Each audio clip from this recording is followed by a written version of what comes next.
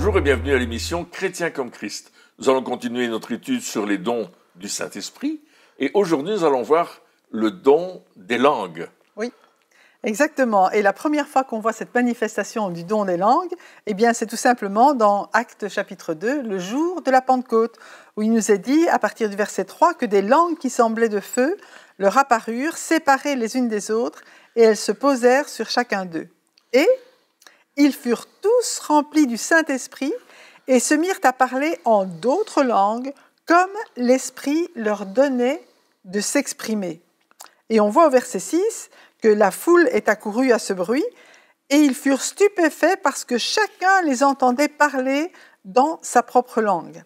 Alors qu'on sait que ces hommes étaient tous galiléens, donc ils ne connaissaient pas les langues de toutes les personnes qui étaient rassemblées pour la fête de la Pentecôte et qui venaient de toutes les nations. Donc leur langue maternelle n'était absolument pas ni l'hébreu ni l'araméen, mais ils les entendaient parler des merveilles de Dieu, c'est ce qu'on lit aussi dans le verset 11, dans leur langue maternelle, par des gens qui n'avaient jamais étudié cette langue-là.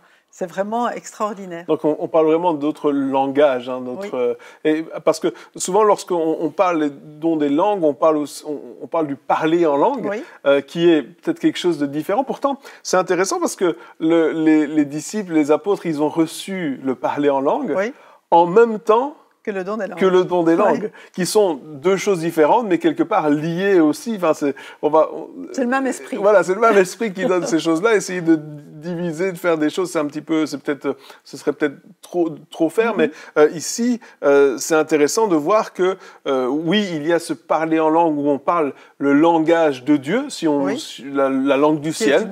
Une langue d'intimité entre Dieu et nous, que nul ne comprend si ce n'est Dieu. Et ici, il y a un autre don qui est le don, les langages humains que nous n'avons pas appris, que nous ne comprenons pas, mais que nous parlons, pas juste pour le fait de parler, parce que là, à ce moment-là, le fait de parler une autre langue, il faut qu'il y ait quelqu'un qui la comprenne, ou sinon ça ne sert absolument à rien. Je peux commencer à parler en espagnol selon ce que l'esprit me donne de faire. S'il n'y a pas un espagnol dans la salle, ou si c'est pas filmé et qu'il n'y a pas un espagnol qui l'entend à un certain moment, ça ne sert à rien du tout. Mais là, dans ce cadre-là, à la Pentecôte, il y avait des gens qui venaient de partout justement parce que ils venaient pour la Pentecôte, et donc forcément il y avait un sens, il y avait un but à tout ça, et ces gens-là, encore une fois, comme c'est le don du Saint-Esprit, les gens ont pu voir que Dieu était là, était présent, parce que c'était un miracle. C'était quelque chose qui était naturellement, humainement impossible. Oui. Et le terme « il s'exprimait », le terme « exprimer », c'est parler comme un prophète. C'est-à-dire, il y avait vraiment une force dans la parole qu'ils annonçaient. Et comme tu disais, ils parlaient des merveilles de Dieu. Bien sûr, on assiste au chapitre 2 des Actes à la naissance de l'Église, à quelque chose de tout à fait nouveau qui est en train de naître là, et Dieu donne son approbation par les différents dons du Saint-Esprit, et particulièrement avec le don des langues, de telle manière que le message est proclamé à beaucoup de personnes qui vont entendre les merveilles de Dieu à un endroit où ils ne s'attendaient pas à les entendre. Parce qu'eux, ils étaient venus pour aller dans le temple, parce que c'était une fête, la fête de la Pentecôte, une des 3 grosses fêtes qu'Israël faisait. Et là, tout d'un coup, hors du temple, il y a des gens qui parlent des merveilles de Dieu d'une façon surnaturelle et qui parlent dans les langues qu'ils comprennent. Oui, c'est ça, qu'ils comprennent. Et est-ce que, je me posais une question alors qu'on est en train de parler, je me dis, est-ce que ce don des langues, ça peut aussi être un don, de communication. C'est-à-dire que des fois, on est en train de parler avec quelqu'un, mais malgré qu'on parle la même langue, le français par exemple, on ne parle pas le même langage, dans le sens où notre vocabulaire n'est pas le leur, nos allusions n'ont rien à voir avec les autres.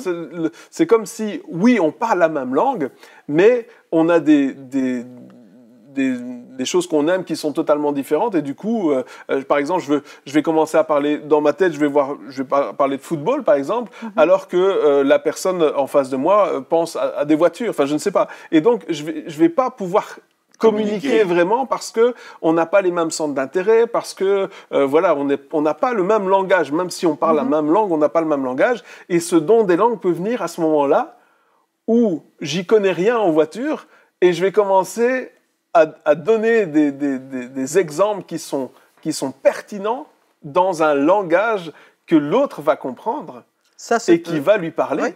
Et je pense que ça aussi, ça fait partie, parce que le but ici, c'était que les personnes comprennent. Oui. Et des fois, ça nous est tous arrivé. On est en face d'un interlocuteur, on dit la bonne chose, mais pas de la bonne manière. Mm-hmm. Et donc, il n'y a pas l'impact qui devrait y avoir. Alors que si, tout d'un coup, le Saint-Esprit vient et nous donne ce don des langues, mais de langage, enfin, j'arrive pas à trouver le mot juste, de communication, eh bien, à ce moment-là, on parle d'une chose qu'on n'a aucune idée, mais pourtant, qui tout d'un coup qui touche la cible dans la personne à qui on est en train de parler. Mais en fait, ça a à voir avec le don de prophétie aussi. Hein, le don où c'est le Seigneur lui-même qui parle à la personne dans un langage que la personne va connaître. Donc ça, c'est vrai que ça peut être dans une même langue. Mais c'est arrivé aussi dans d'autres bien sûr, d'autres situations. Mais c'est vrai. Parce que des fois, parce que c'est peut-être certains qui sont en train de nous écouter vont se dire, oui, mais moi, je rencontre jamais de personnes qui ne comprennent pas le français. Hein, ou ça peut arriver. Oui, c'est vrai. Et là, je veux dire, mais il y a de l'espoir pour vous. Parce que peut-être qu'une personne plus âgée va pouvoir parler à une personne plus jeune, ou un fermier va pouvoir parler à quelqu'un de la ville. Enfin, je ne sais pas. Voilà, on est tous dans des mondes quelque part des fois différents.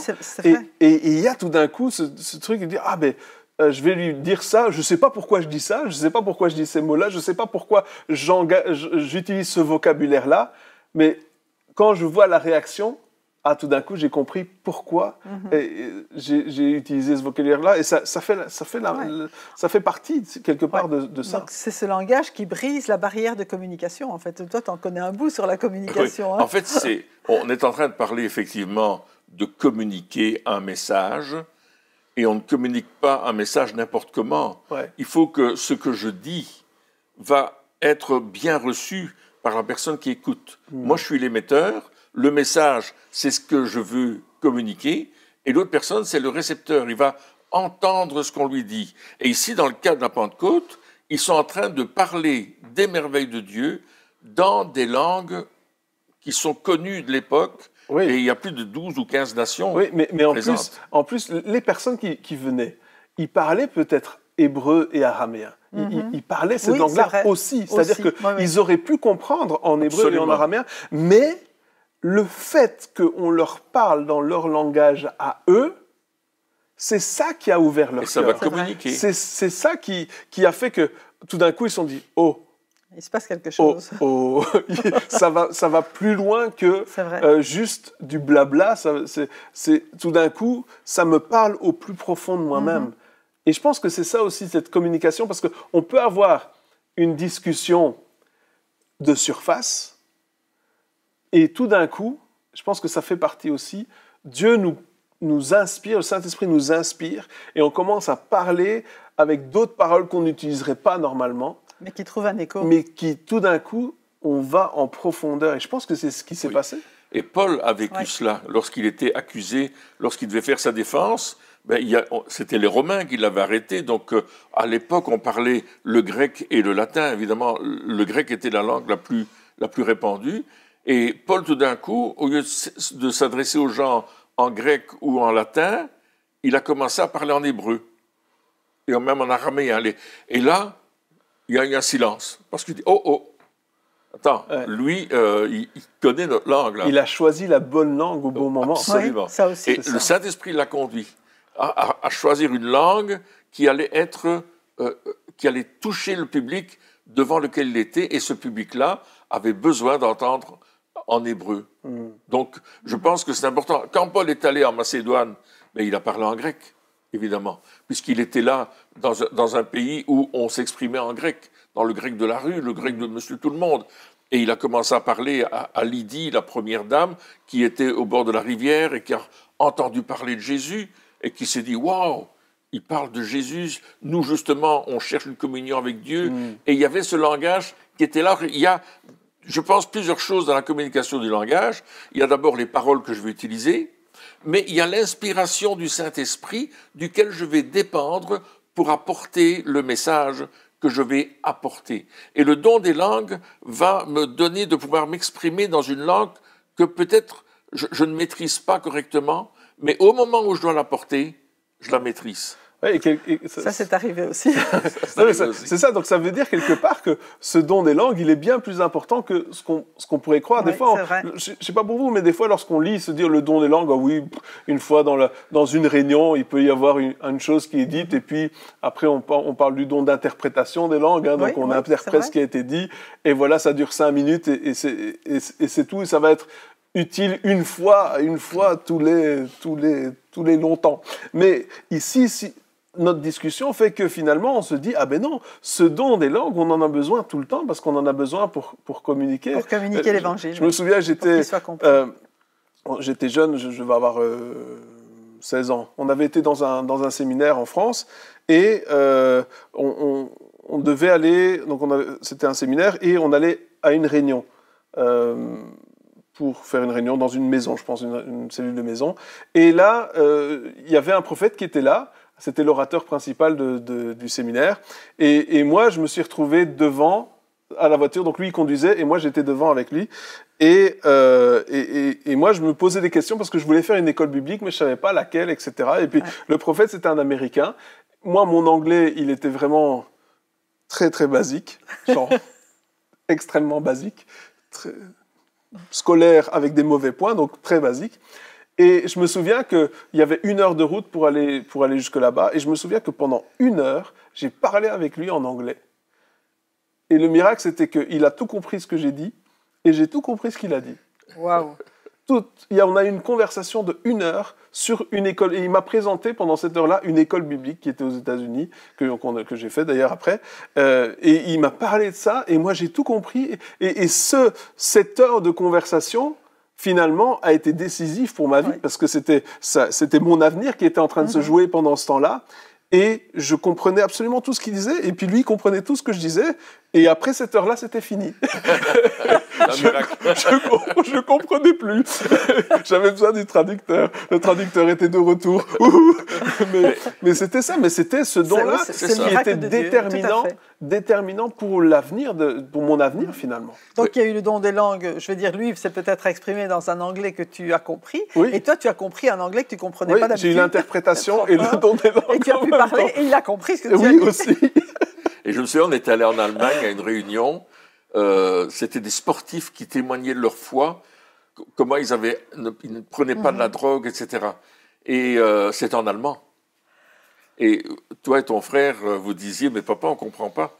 Et puis j'ai traduit tout ce qu'il disait. Alors, c'est vrai que j'avais quelques bases d'allemand, mais comme toi, très basiques et très techniques, parce que j'avais appris l'allemand industriel. Et je dis, mais je comprenais tout ce qu'il disait, je traduisais. Et j'ai la même chose, je l'ai eu en Hollande aussi, où on était, c'était Billy Graham qui faisait une grosse rencontre, et puis on était parti avec les évangélistes sur le bord de la mer, et puis il y avait un monsieur qui prêchait en néerlandais, et il y avait un frère africain qui me dit « Mais je comprends rien à ce qu'il dit. » Je dis « Attends, je vais traduire. » J'ai commencé à traduire ce que le monsieur disait, et je comprenais le message qu'il disait. Et puis après, j'étais m'asseoir près d'une dame que je voulais évangéliser, et j'ai pris un évangile en flamand que j'avais là, et j'ai commencé à lui faire les 4 lois spirituelles. J'ai expliqué, et je lisais. Et puis elle me regarde, la madame, elle me dit « Monsieur, vous avez un accent du 18e siècle. » Mais elle comprenait. Mais elle comprenait ce que je disais. Et ça, c'était miraculeux. Et puis, il y a des gens qui sont venus me secourir parce que je ne pouvais pas aller plus loin que ce que je lisais dans la Bible. C'était aussi. Donc, c'est vraiment un don que le Saint-Esprit donne quand c'est nécessaire pour un but bien précis, hein, pour que cette communication qui n'aurait pas pu exister autrement existe, pour que l'évangile soit partagé, pour que le message que Dieu veut donner d'une manière ou d'une autre puisse être accessible à la personne à qui il est destiné. Et c'est vraiment le miracle de Dieu. Oui, c'est là qu'on peut se dire, voilà, je vais m'attendre au Saint-Esprit, je vais m'attendre à Dieu lorsque je vais parler. Parce que des fois, on ne sait pas forcément comment on doit parler à une personne. On sait qu'on doit lui parler, on sait que Dieu veut lui parler, on sait qu'il y a un message qui est là, mais on ne sait pas forcément comment lui parler, comment atteindre, comment atteindre le cœur, parce que quelque part c'est ça que Dieu cherche, hein, il veut toucher le cœur. Et là on peut se dire ok, je vais pas me reposer sur ce que j'ai mes connaissances, parce que on a des connaissances, peut-être que certains ont même fait des études en communication, mais par expérience, je sais que même si on a des études en communication, eh bien, on peut très bien se tromper quand on se base sur notre expérience, parce que voilà, moi, je l'ai vu dans différentes personnes qui ils connaissaient toute la communication. Pas moi je ne connais pas, mais ils connaissaient tout, et puis ils sont arrivés avec leur bagage de meilleurs communicateurs, et ils ont commencé, et finalement, ça a fait un flop total, parce que c'était pas... Au lieu de se baser sur ce que le Saint-Esprit voulait faire, ils sont basés sur leurs connaissances. Et ça marche pas. Ouais. Et ça marche pas. Et donc, on a besoin aussi voilà. Après, il y a ce don des langues où là, on parle vraiment dans d'autres langues. Ouais. Hein. On connaît des histoires où il y a une personne qui se lève, il commence à parler dans une langue qu'il connaît pas. Une autre personne dans la salle comprend parce que c'est sa langue maternelle. Oui, et en plus, c'est un message de la part de Dieu. Oui. Et donc, voilà, donc c'est vraiment important. Et c'est quelque chose de réel aujourd'hui. Absolument. Où, voilà. Mais une question que je me pose comme ça, je me dis, mais imagine que c'est une langue qu'on connaît absolument pas. Donc on n'est pas en train de parler d'une langue où on a quelques bases, mais une langue qu'on connaît absolument pas. Et puis, le Saint-Esprit nous dit, voilà, maintenant tu te lèves et tu commences à parler. Mais ça doit être bizarre. Ça doit être bizarre parce que là c'est pas quelque chose, oui, c'est entre moi et Dieu, ouais. c'est pas trop fort, etc.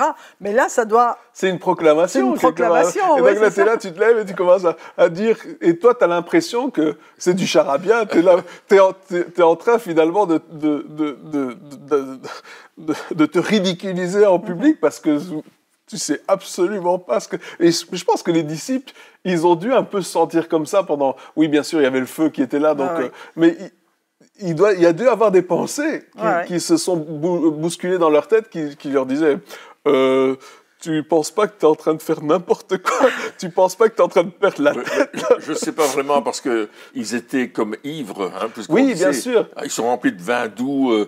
Ils vivaient une chose extraordinaire qui a modifié toute leur vision du futur. Et je pense que le parler en langue, que ce soit le don des hommes ou le don des anges, ou la langue spirituelle que Dieu veut nous donner à chacun d'entre nous. Et c'est extraordinaire. Qu'il faut pratiquer, d'ailleurs. Et qu'il faut pratiquer régulièrement. On en a parlé dans d'autres émissions. C'est très important pour communiquer. Chaque fois, on communique. Quand on parle, on communique. On communique avec Dieu. Quand je parle en langue, je parle à Dieu. Le Saint-Esprit parle à travers moi à Dieu. Il y a quelque chose. Il y a une communication. Il y a une édification de mon esprit. Mon intelligence reste stérile. Je ne comprends pas. Donc, elle reste stérile. Je ne peux pas apprendre de quelque chose que je ne comprends pas. Donc, mais tout d'un coup, Dieu me donne l'interprétation de la langue. Et là, je suis capable d'interpréter la langue dans laquelle je parle. Et je me souviens de ce journaliste qui avait voulu faire une recherche sur les différents parlers en langue. Et puis, il y avait un missionnaire qui était en train de parler dans une langue et qui n'avait pas apprise, il était en train de prier en langue, et là, il y avait quelqu'un d'une tribu qui était là, et qui comprenait tout ce qu'il disait, parce que c'était sa langue à lui. Et puis, ce missionnaire, il prophétisait, en fait, sur cette tribu. Et puis, les gens ont dit, mais ça, c'est extraordinaire. Dieu nous envoie quelqu'un qui nous parle du Fils de Dieu qui vient nous sauver, qui était d'ailleurs dans leur tradition, à eux, que Dieu enverrait son Fils. C'était pas dit de cette manière-là, mais c'est comme ça que ça s'est passé. Et puis, waouh, à travers le don en langue qu'avait cet homme, l'homme ici a compris, boum, il s'est passé quelque chose dans la région où ils étaient. Il y a eu un réveil, il y a eu des baptêmes, il y a eu des gens, il y a eu une église qui était fondée, des gens qui étaient en feu sans pour faire Jésus. Exprès. Oui, c'est ça. En tout cas, il n'aurait pas pu de lui-même. Si n'était pas Saint-Esprit, c'était pas possible. C'est ça. Donc on voit l'impact du don des langues encore aujourd'hui, et on en a besoin. On a besoin d'être capable de communiquer, on a besoin d'être capable de dire les choses correctement. On a besoin aussi d'être soumis à la personne du Saint-Esprit qui va nous propulsés dans des choses à faire. Et les disciples, à la Pentecôte, ils ont été propulsés sur le devant de la scène parce qu'il y a eu ce feu, ce vent impétueux qui est arrivé et ils ont dû sortir dehors. Parce que ce que nous recevons, c'est pas pour nous à l'intérieur, c'est pour mettre dehors, c'est pour exposer. La communication, elle s'expose. Ouais. On va communiquer avec 1, 2, 3, 10, 100, 1000 personnes. On va communiquer quelque chose. Et Dieu va se servir de ce fameux don des langues. C'est fantastique. Ouais. Quel outil! Et encore une fois, on voit que tout est centré sur Dieu. Tout est centré sur Dieu. C'est pas centré sur nous. On ne reçoit pas ce don des langues pour nous-mêmes, pour se prévaloir, etc. Non. Mais il parle des merveilles de Dieu. À chaque fois, c'est de dire, encore une fois, et dans l'histoire que tu viens de raconter, on tourne les regards des hommes vers Dieu. Oui. Et quelque part, on facilite la rencontre. Mais c'est le but. C'est ça, on facilite la rencontre. Dieu nous donne ce don pour que justement on puisse réunir encore son peuple vers lui. Et ça peut aussi, donc on a parlé du don des langues, une seule fois, peut-être plusieurs fois, différentes, de l'interprétation des langues. Et je pense qu'il y a aussi dans la communication, et puis il y a aussi peut-être la facilité d'apprendre une langue, peut-être. Hein. Ça peut être aussi ça, en disant, le Seigneur m'appelle dans un pays ou dans un endroit, ça peut être pour des missionnaires, ou peut-être justement pour pouvoir communiquer avec ses voisins. Ouais. Oui, c'est ça, avec des personnes qui sont dans notre entourage, mais qui ne parlent pas forcément notre langue. Et puis, Saint-Esprit, le Seigneur nous met à cœur d'apprendre une langue. Et là, humainement parlant, on va avoir du mal. Moi, comme je vous disais, humainement parlant, l'anglais, j'y arrivais pas, le néerlandais encore moins, mais le Seigneur m'appelle aux États-Unis, c'est compliqué quand même. Donc, j'arrive là-bas, je me souviens, je parle très, très mal anglais. Et puis j'arrive dans une famille qui ne parle pas français, qui a aucune base. Et non seulement dans la famille, ils ne parlaient pas français, mais dans la ville où je restais, c'est pas la même que la ville de l'école. On était à 30 minutes de l'école, où il y avait des francophones, mais dans la ville, il y avait personne qui parlait français. Dans l'église que je fréquentais, personne ne parlait français. Donc la plupart du temps, je me retrouvais avec personne qui comprenait. Immersion totale. Immersion totale. Et puis là, je me suis dit, il y avait pas Internet, tout ça. J'avais un petit traducteur, mon précieux, où je tapais les mots, traducteur anglais-français, qui était assez limité. Et je me souviens que je disais, mais Seigneur, aide-moi, s'il te plaît, j'arrive pas. Et le Seigneur me dit, lis ta Bible en anglais. Et là, je prends ma Bible et tous les jours, je commence à lire en anglais. Et ce qui était extraordinaire, c'était que je comprenais, quand je lisais la Bible, je comprenais absolument tout ce qui était écrit dans la Bible. Lorsque je parlais tout ça, ou lorsque je lisais mes cours à l'école, je ne comprenais pas tout, mais la Bible, je comprenais tout. Et après quelques semaines, ça a été très vite, je pense qu'en un mois, je comprenais l'anglais. Et puis en 2 mois, après 2 mois, je pensais en anglais. Enfin, il y avait plus de, tout était. C'est comme si j'avais. Alors pour eux sur bord, je parlais pas super bien, mais au moins je comprenais tout ce qui se passait. En tout cas, la plupart. Et ça, c'était pas juste l'interprétation une fois, c'était vraiment l'aide du Saint-Esprit. Tout à fait. Et c'est clair pour moi. Il n'y a pas de doute possible. C'est vraiment le Saint-Esprit qui m'a aidé à apprendre une langue. Et ça aussi, on peut dire, Seigneur, aide-moi aussi dans cette communication-là, aide-moi à apprendre une langue. Peut-être que le Seigneur vous a appelé à faire cela et vous vous dites, ah mais non, je ne suis pas capable, c'est trop difficile, j'ai essayé. Peut-être que vous avez essayé, mais essayez avec l'aide du Saint-Esprit. Et là, c'est tout autre chose. Oui, et là, je pense que ce qui est important aussi, c'est que dans le but, dans le plan de Dieu pour ta vie ou pour la vie de ceux qui nous écoutent, mais Dieu va donner la facilité et la capacité dans ce à quoi il vous appelle. S'il vous appelle justement à communiquer à des personnes d'une autre langue, il va vous donner cette capacité. C'est pas seulement j'ai envie d'apprendre telle langue. Oui, c'est ça. C'est vraiment dans le plan de Dieu. Tout ce que Dieu ordonne, il le donne. Et il donne la capacité à ceux qui choisissent pour faire telle ou telle chose. Et c'est pareil au niveau des langues. Si Dieu vous envoie, que ce soit chez votre voisin ou que ce soit dans un autre pays, comme il l'a fait pour toi, il t'a donné cette capacité-là que tu n'aurais pas eue de façon naturelle. C'est clair. Je me souviens, quand tu es revenu, tu me dis « mais je voudrais apprendre le néerlandais parce que je suis en Belgique. Pendant un temps, on a habité Bruxelles. Et puis finalement, Dieu ne t'appelle pas auprès des néerlandophones. Non, et j'ai fait pareil. J'ai été dans une famille néerlandophone. Oui. J'ai fait bon, pas aussi longtemps, mais j'ai fait l'immersion. J'ai appris à l'école, etc. Mais il n'y a rien qui s'est passé. Il n'y a rien qui s'est passé pour cette langue-là. Et c'est pas que j'ai pas envie, c'est juste que je pense que, comme tu disais, le Seigneur nous donne des capacités pour faire sa volonté, pour répondre à son appel, pour aller dans la bonne direction. Peut-être que si j'avais réussi à apprendre le néerlandais, peut-être que j'aurais été là où Dieu ne m'appelle pas. Parce que j'aurais connu une langue qui n'était pas forcément celle que Dieu voulait pour moi. Donc, il y a toutes ces choses-là qu'il faut se dire. Mais lorsque Dieu nous demande de faire quelque chose, nous demande de communiquer, et souvent, et je pense que si on peut résumer, c'est souvent on ne se sent pas capable de communiquer correctement. Et c'est vrai, on ne l'est pas, mais c'est un don du Saint-Esprit. Exactement. C'est un don du Saint-Esprit. C'est un outil formidable que Dieu nous donne. Il nous le donne, il faut juste oser obéir. Absolument. Et alors, ça va venir. Quel outil. Et parce qu'on parle des langues qu'on connaît tous, des langages, il y a les dialectes encore. Oui. Il y a tous les dialectes, les gens qui parlent dans des dialectes. Et je me souviens, je parlais avec une dame et puis elle me parlait dans son dialecte. On était à Bruxelles et cette femme-là nous parlait dans un dialecte néerlandophone. Mais le Seigneur nous permettait de comprendre et d'avoir une conversation avec elle et lui parler de choses et d'autres. Et ça, c'était merveilleux. Donc il y a des dialectes qui sont là et que Dieu va t'aider tout d'un coup à saisir le sens, parce qu'il veut que tu communiques son amour à quelqu'un. Il veut qu'on communique la bonne nouvelle du royaume de Dieu. Et ça, c'est très important, parce que Jésus, il va passer 40 jours avec ses disciples après sa résurrection, où il va parler pendant 40 jours du royaume de Dieu.